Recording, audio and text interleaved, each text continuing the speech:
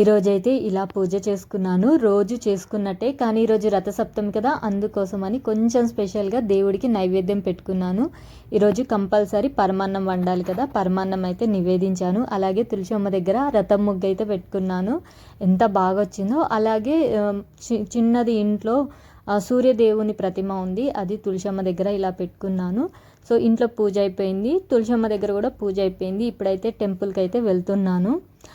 మీకు ఇంతకీ తులసమ్మ దగ్గర ఎలా పూజ చేసుకున్నాను చూపించలేదు కదా.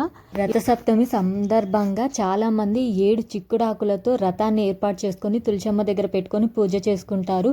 అలాగే 7 చిక్కుడు ఆకుల్లో పరమాన్నాన్ని నైవేద్యంగా సమర్పిస్తారు ఆ సూర్య భగవానుడికి.